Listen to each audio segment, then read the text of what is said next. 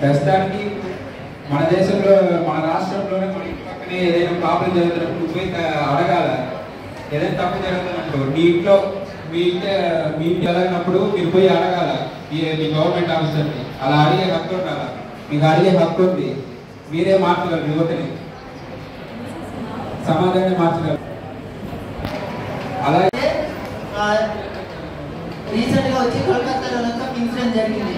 కానీ మనలో చాలా మంది దేశభక్తి అనే పేరులో వచ్చి చాలా అల్లర్లు చేశాం. అసలైన దేశభక్తి అంటే అది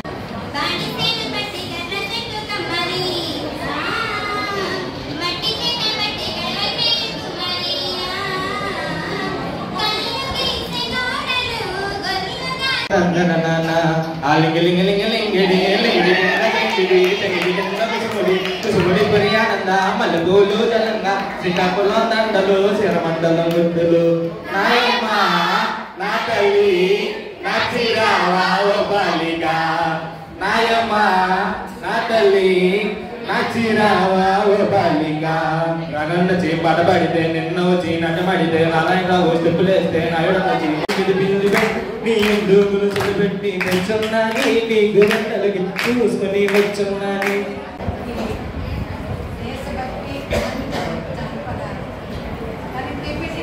చాలా బాగా ప్రిపేర్ చేశారు. గొంతు బాగుంది. కానీ మీరందరూ ఇంకా దీని గురించి శ్రమపడి బాగా ప్రాక్టీస్ చేయాలని తీసుకొచ్చేసారు.